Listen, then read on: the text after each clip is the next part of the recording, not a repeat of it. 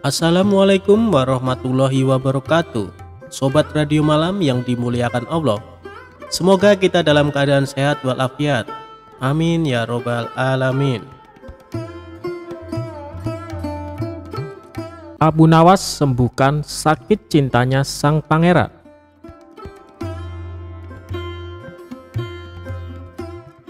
Dikisahkan, pangeran yang menjadi putra mahkota jatuh sakit. Sudah banyak tabib yang didatangkan untuk memeriksa dan mengobati, tapi tak seorang pun yang mampu menyembuhkannya. Akhirnya raja mengadakan sayembara. Sayembara tersebut boleh diikuti oleh rakyat dari semua lapisan, tidak terkecuali oleh para penduduk negeri tetangga.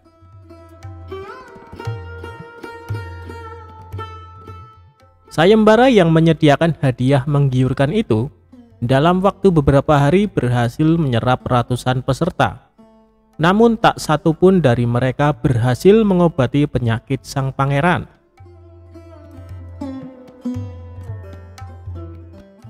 Akhirnya sebagai sahabat dekat, Abu Nawas menawarkan jasa menolong putra mahkota. Baginda Raja pun menerima usul itu dengan penuh harap.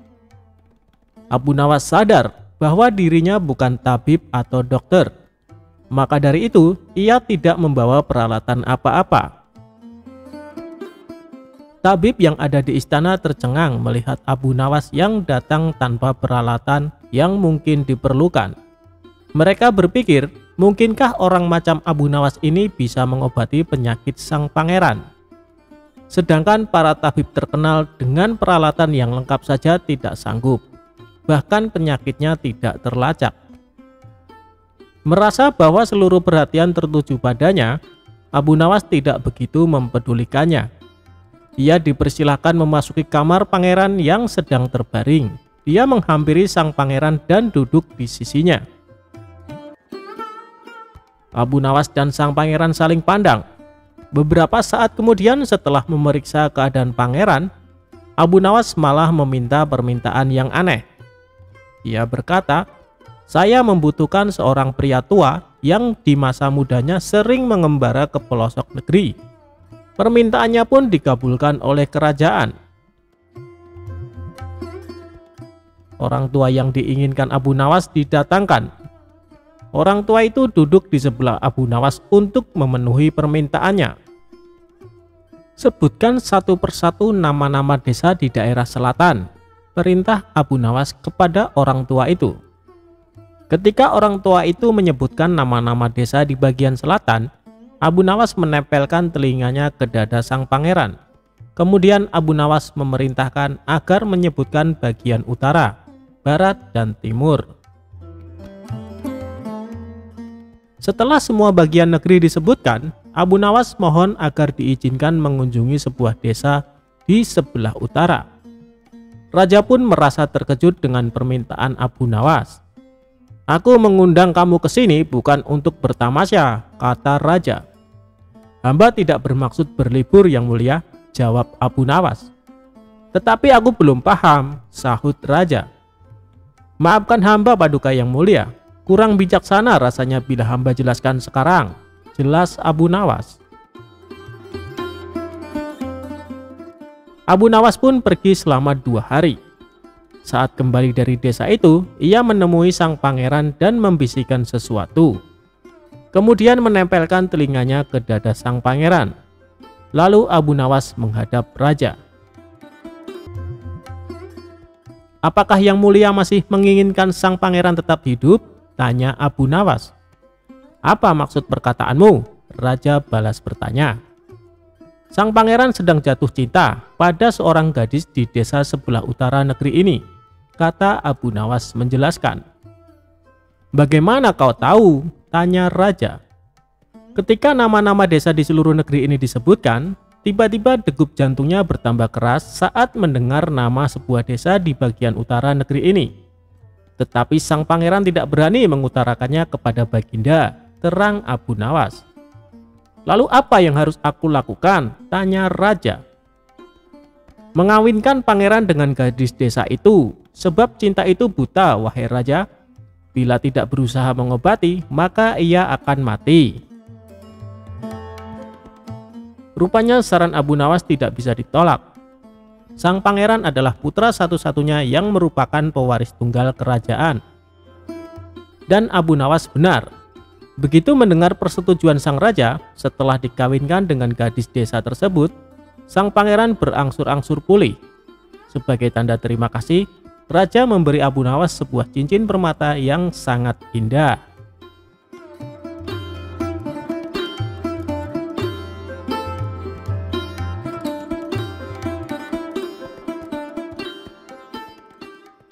Abu Nawas menginap di rumah pencuri. Kecerdikan Abu Nawas mengerjai seorang pencuri seakan tidak ada habisnya. Kali ini dia kembali mengerjai pencuri saat hendak beraksi di rumahnya. Suatu malam saat sedang tidur pulas, Abu Nawas dikagetkan suara berisik dari ruang tengah rumahnya. Kemudian dia turun dari tempat tidur dan beringsut menuju pintu kamar untuk mengintip. Melalui lubang kunci dilihatnya ada seorang pencuri sedang memasukkan barang-barang miliknya ke karung besar. Hampir semua barang di ruang tengah rumahnya diambil tanpa tersisa sedikit pun. Setelah selesai dengan aksinya, si pencuri memanggul karung besar berisi barang-barang curian itu ke atas bahunya, lalu kabur lewat jendela. Melihat hal itu, Abu Nawas sengaja membiarkannya. Dia tidak berteriak minta tolong ataupun menghardik si pencuri, karena ingin membuatnya kapok tanpa harus menggunakan kekerasan. Ketika si pencuri sudah berjalan keluar rumah dengan membawa barang-barang curian, diam-diam Abu Nawas mengikutinya dari belakang. Setelah menempuh perjalanan lumayan jauh, si pencuri terlihat kelelahan. Bagaimana tidak, sebab barang curian yang dibawa sangatlah banyak. Akhirnya sampailah si pencuri di depan rumahnya. Dia segera masuk dan beristirahat. Saking capeknya, pencuri itu sampai lupa menutup pintunya kembali. Sehingga dengan mudah Abu Nawas ikut masuk ke rumahnya. Tidak lama kemudian, si pencuri mulai membuka karung dan mengambil barang-barang hasil curiannya. Dari mulai barang-barang berharga sampai barang-barang rumah tangga seperti gelas, piring, hingga mangkok. Si pencuri lalu meletakkan semua barang-barang tersebut sesuai tempatnya, seolah baru pindah rumah. Sementara, Abu Nawas terus mengamati dari belakang sambil duduk santai. Merasa curiga ada orang di sekitarnya, si pencuri pun menoleh ke belakang. Betapa kagetnya dia melihat Abu Nawas ada di dalam rumahnya. "Kenapa kau ada di sini?" tanya si pencuri setengah ketakutan. "Kamu tidak tahu ya? Rumahku sekarang di sini," jawab Abu Nawas. "Kenapa bisa begitu? Ini rumahku," balas si pencuri. "Kalau kemarin ini memang rumahmu, tapi sekarang sudah jadi rumahku karena aku sudah pindah ke sini," ujar Abu Nawas. "Pindah? Pindah bagaimana maksudmu?" tanya si pencuri kebingungan. "Coba lihat, semua barang di rumah ini semuanya adalah milikku. Jadi rumah ini adalah milikku," jelas Abu Nawas. "Kalau kau mengusirku, aku akan berteriak bahwa kamu telah mencuri barang-barangku, dan aku akan memukulimu," ancam Abu Nawas. Dikarenakan tidak ingin memperpanjang masalah, si pencuri membiarkan Abu Nawas menetap di rumahnya. Selama seminggu menetap di sana, Abu Nawas selalu menghabiskan roti yang akan dimakan si pencuri. Belum lagi susu dan madu yang disiapkan di dalam lemari dengan lahapnya Abu Nawas habiskan semua. Selama itu pula setiap hari si pencuri terpaksa tidur dengan menahan rasa lapar. "Kalau begini bukan aku yang merampok, tapi dia yang merampok semua makananku," pikir si pencuri merasa kesal. Esok harinya si pencuri menghampiri Abu Nawas. "Tuan, bagaimana caranya supaya Tuan kembali ke rumah Tuan?" tanya si pencuri. "Sudah dibilangin, aku sudah pindah di sini. Sekarang ini adalah rumahku. Buktinya barang-barangku ada di sini semua," tegas Abu Nawas. "Jadi kalau aku kembalikan semua barang-barang ini ke rumah Tuan, Tuan juga akan kembali? Tanya si pencuri. Tentu saja, kalau di sini sudah tidak ada barang-barangku, jadi ini bukan rumahku lagi, balas Abu Nawas. Akhirnya dengan susah payah si pencuri mengembalikan semua barang-barang Abu Nawas ke rumahnya. Sejak saat itu, Abu Nawas tidak lagi berada di rumah si pencuri.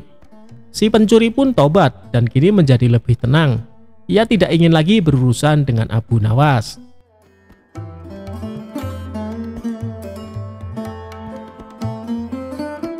Abu Nawas bunuh diri dengan racun. Bukannya mati, tapi malah kenyang.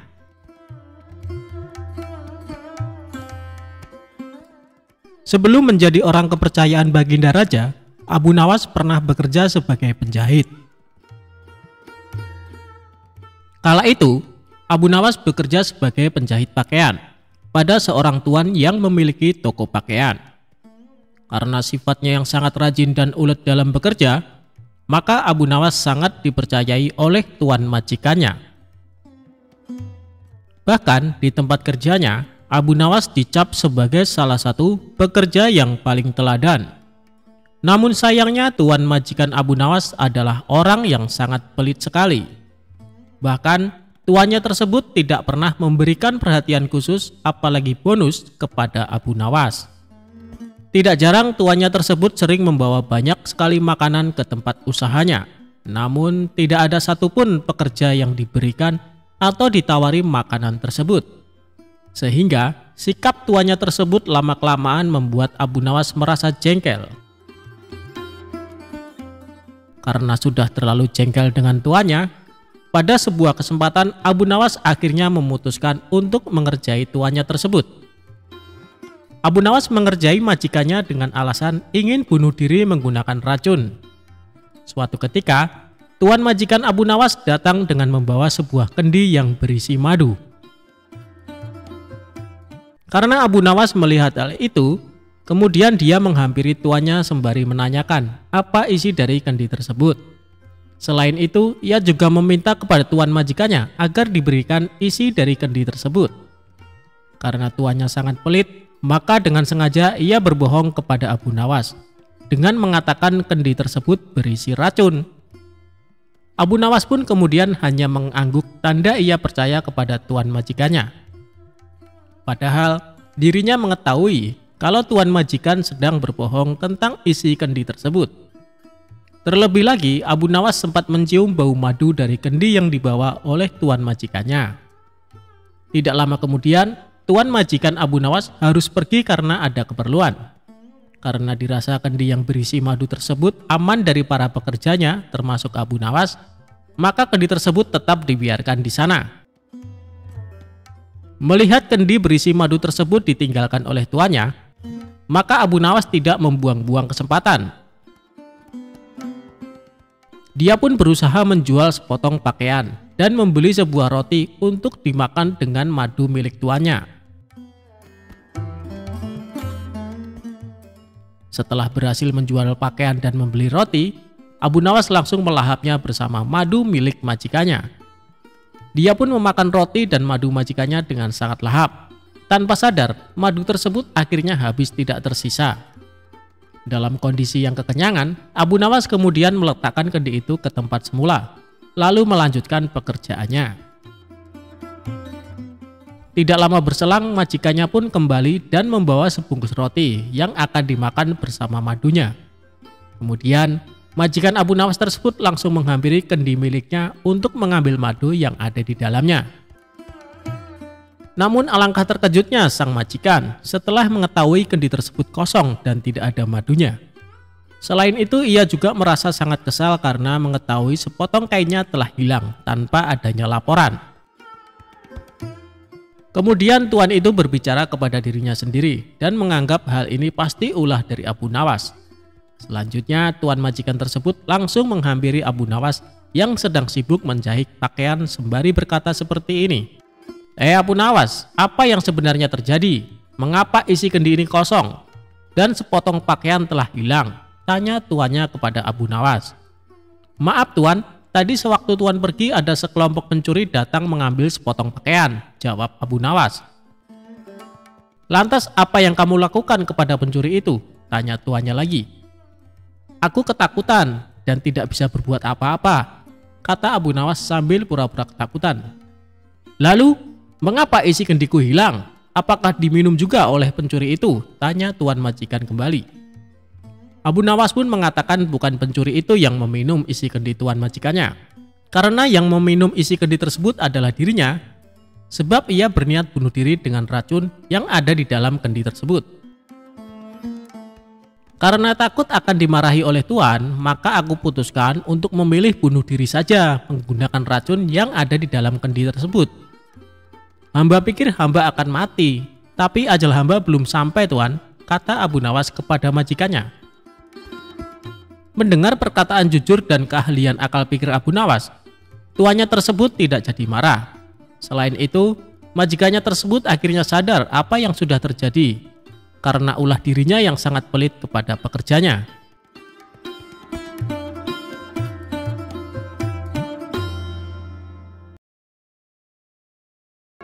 Abu Nawas kok ditipu? Ya ditipu balik pelakunya. Suatu kali, Abu Nawas memutuskan menjual satu-satunya keledai yang biasa digunakan sebagai kendaraan, karena dia sangat membutuhkan uang. Istrinya pun menyetujui rencana itu. Dalam perjalanannya ke pasar hewan, dia bertemu seseorang. Orang itu lantas menanyakan harga jual ternak yang disebutnya sebagai kambing. Berkerutlah kening Abu Nawas karena orang itu menyebut keledainya sebagai kambing. Abu Nawas menyanggah bahwa hewan yang dibawanya bukanlah kambing, tetapi keledai. Seseorang tadi lantas menantang Abu Nawas untuk segera menjual hewan itu di pasar. Abu Nawas tentu akan memperoleh harga yang amat murah menurutnya. Abu Nawas meneruskan perjalanannya. Dia tak terlalu menghiraukan seseorang yang baru bicara dengannya tadi. Tak lama berselang, ia bertemu seseorang lagi ketika dia sedang menunggangi keledainya. Dia menanyakan mengapa Abu Nawas menunggangi seekor kambing yang bukan merupakan hewan tunggangan. Abu Nawas tentu saja langsung menyangkal dan menyebut bahwa hewannya itu adalah keledai yang merupakan hewan kendaraan. Orang kedua yang bicara dengan Abu Nawas ini mempersilahkan Abu Nawas untuk menanyakan sendiri kepada orang-orang di pasar, apakah hewannya itu kambing atau keledai. Kali ini Abu Nawas lagi-lagi tak ambil pusing soal kambing atau keledai. Abu Nawas berjalan lagi menuju ke pasar. Belum sampai di pasar, dia bertemu lagi dengan seseorang yang menyaksikan bahwa hewan yang dibawa itu merupakan keledai. Dia menanyakan kepada Abu Nawas, hendak kemanakah kambing itu dibawa? Abu Nawas jadi terperangah dan mulai ragu. Sudah 3 orang menyebut keledainya itu sebagai kambing. Orang ketiga ini terus meyakinkan bahwa hewan yang dibawa Abu Nawas merupakan kambing. Akhirnya di tangan orang keempat, Abu Nawas menjual kambing itu dengan harga 3 dirham. Sesampainya di rumah, Abu Nawas mendapat omelan dari sang istri karena menjual keledai dengan harga sangat murah. Dia baru menyadari kalau dirinya baru saja kena tipu oleh kawanan orang yang telah bekerja sama.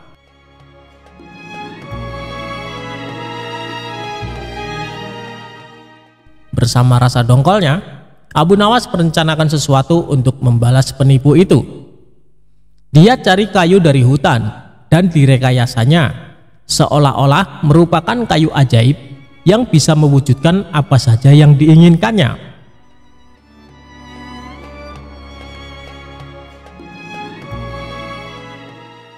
Kesempatan pun tiba. Suatu kali, Abu Nawas menyadari bahwa 4 orang yang menipunya sedang berada di satu lokasi dengannya. Aksi pun dimulai dengan menuju warung untuk makan.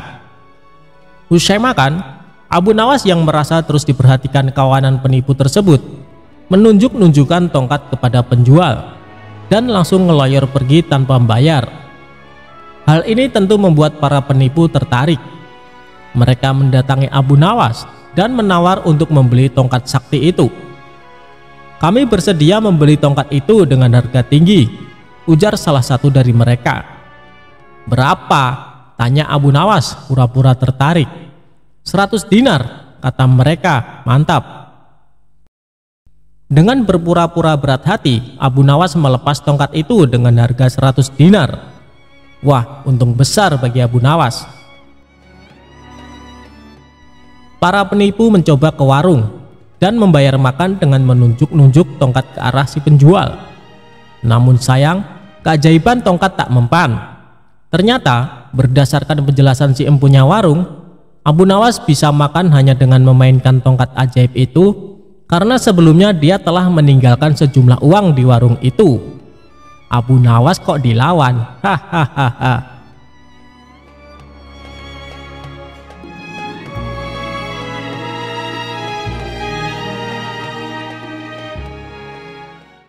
Abu Nawas jualan agama di pasar.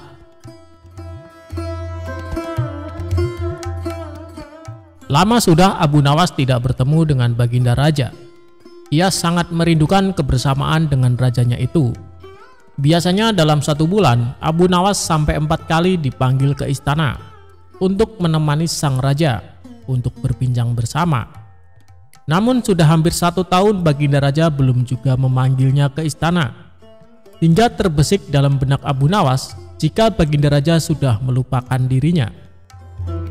Sebenarnya, Abu Nawas bisa saja langsung datang ke istana dan menemui sang Baginda Raja. Sebab Abu Nawas merupakan salah satu orang yang diberi keistimewaan khusus oleh sang raja. Tetapi, kalau Abu Nawas bertemu raja tanpa ada kepentingan, ia khawatir para menteri kerajaan akan berprasangka buruk padanya. Untuk bertemu sang raja, Abu Nawas kemudian berpikir dan bergegas menuju ke pasar. Sesampainya di pasar, Abu Nawas mulai memasuki toko demi toko. Hampir semua toko yang dihampiri oleh Abu Nawas, semuanya terdiam dan heran.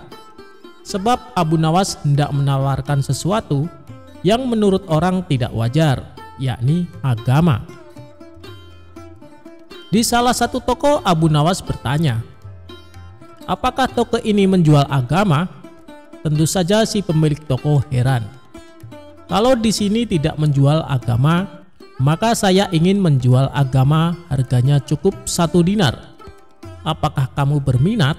ungkap Abu Nawas.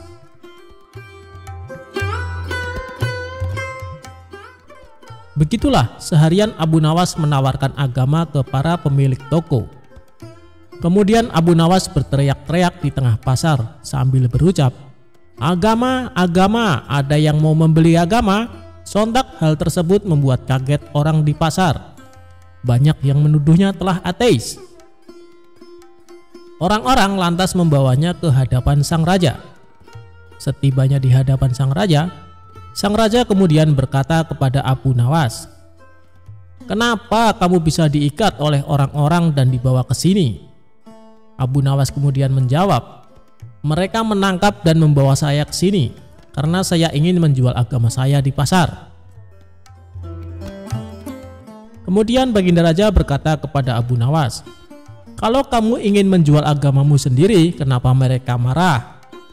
Abu Nawas kemudian menjawab, "Jika saya menjual agama saya sendiri, mereka berpikir saya tak lagi punya agama. Jika saya tak lagi punya agama, mereka menyimpulkan saya tidak bisa sholat lagi. Jika saya tidak bisa sholat lagi, mereka menyimpulkan berarti saya tak punya Tuhan. Jika saya tidak punya Tuhan, mereka berpendapat kalau begitu saya ateis. Begitulah cara pengadilan jalanan menghukum saya," ungkap Abu Nawas. Baginda Raja kemudian berkata, "Jika kamu tidak punya agama lagi karena sudah dijual, bagaimana cara kamu menyembah Tuhan?" "Ya, saya tinggal masuk ke masjid lalu menunaikan sholat," jawab Abu Nawas. Sang raja kemudian bertanya kembali, "Loh, kok dengan cara sholat? Kok di masjid? Bukankah itu cara orang Islam beribadah? Berarti kamu masih punya agama, Abu Nawas, padahal kamu sendiri sudah menjual agamamu." Abu Nawas kemudian bertanya, "Lantas kalau begitu apa arti agama?" Baginda Raja kemudian menjawab, bahwa agama adalah seperangkat ajaran yang datang dari langit yang mengajarkan seluruh umat manusia untuk selalu berbuat baik. Mengganggu orang lain sekecil apapun adalah perbuatan tidak baik. Jika setiap orang beragama berbuat baik, maka tatanan hidup bersama umat manusia akan baik dengan sendirinya. Karena tak seorang pun merasa terganggu dengan kehadiran orang lain akibat ajaran agama yang dijalankannya. Kemudian Baginda Raja mencontohkan rukun Islam, mulai dari syahadat, sholat, puasa, zakat, sampai ibadah haji. Semuanya ditujukan untuk kebaikan manusia. Tujuan sholat adalah mencegah perbuatan keji. Jika ia telah melaksanakan sholat, tapi masih berbuat mungkar, maka sholatnya perlu dipertanyakan. Begitu pula dengan puasa yang mengajarkan kita berempati kepada kaum miskin. Sedangkan zakat sendiri sudah pasti disalurkan untuk memperdayakan fakir miskin. Bahkan predikat haji merupakan predikat pribadi yang penuh kebaikan sosial. Jadi begini Abu Nawas, orang yang beragama sesungguhnya selalu melahirkan kebaikan untuk orang lain. Terlebih dalam ajaran agama Islam, kita dilarang memutuskan silaturahmi dengan orang baik, apalagi terhadap sesama muslim. Setelah Baginda Raja menjelaskan pandangannya terkait agama, Abu Nawas tersenyum penuh bahagia. Kalau boleh tahu, apa ancamannya bila memutuskan silaturahmi? Tanya Abu Nawas. Orang yang memutuskan silaturahmi tidak mendapat rahmat dari Allah. Itulah tujuan saya kemari Baginda Raja, agar saya bisa terus menjalin silaturahmi dengan paduka yang mulia, jawab Abu Nawas.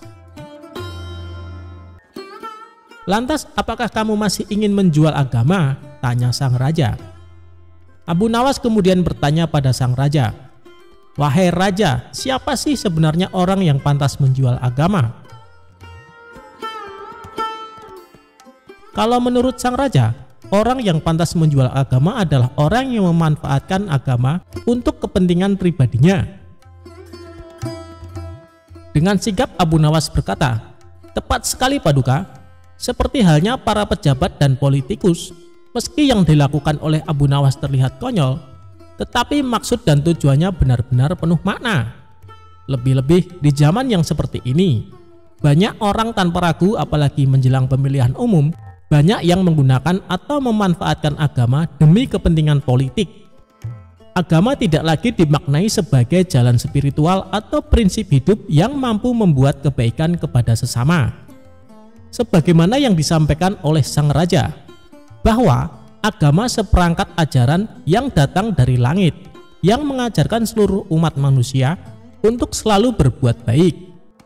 Jika agama sudah kehilangan ruh spiritualnya sebagai jalan hidup, maka sudah benar apa yang dilakukan oleh Abu Nawas. Agama layaknya sebuah barang murah yang dijual ke sana dan kemari.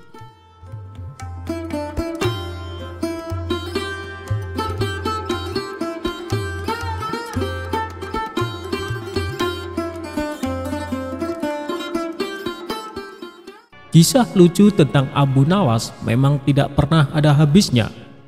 Seperti cerita satu ini saat Abu Nawas mencari jodoh.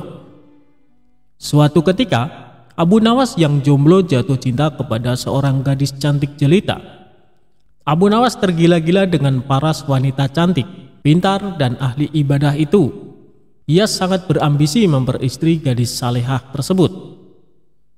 Cintanya yang begitu dahsyat dan membara membuat Abu Nawas berdoa kepada Allah Subhanahu wa Ta'ala, "Ya Allah, jika memang gadis itu baik untukku, dekatkanlah kepadaku.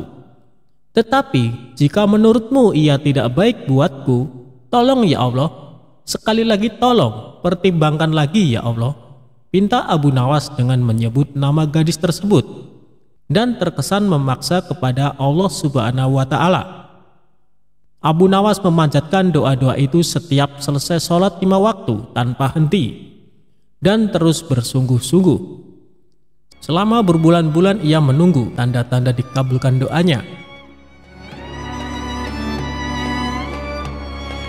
Berjalan lebih dari 3 bulan, Abu Nawas merasa doanya tak kunjung dikabulkan Allah. Dia pun mulai introspeksi diri. Mungkin Allah belum mengabulkan doaku karena aku kurang pasrah atas pilihan jodohku, ujarnya.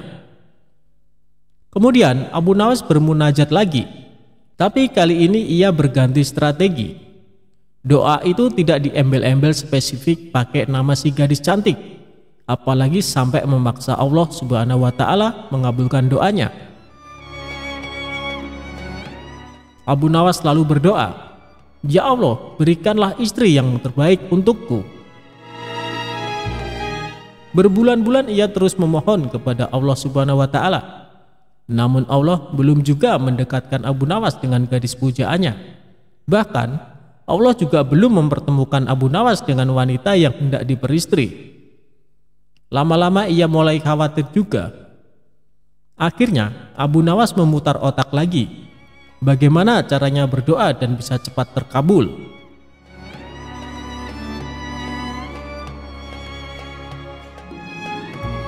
Abu Nawas memang manusia cerdas, ia tidak kehabisan akal. Ia pun merasa perlu sedikit diplomatis kepada Allah Subhanahu wa Ta'ala. Abu Nawas pun mengubah doanya. "Ya Allah, kini aku tidak minta lagi untuk diriku. Aku hanya minta gadis cantik sebagai menantu ibuku yang sudah tua dan sangat aku cintai, ya Allah. Sekali lagi bukan untukku, ya Tuhan, maka berikanlah ia menantu." Demikian doa Abu Nawas.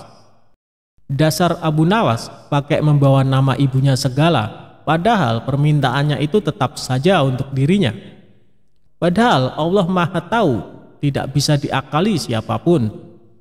Tapi mungkin karena keikhlasan dan keluguan Abu Nawas tersebut, Allah Subhanahu wa Ta'ala pun menjawab doanya.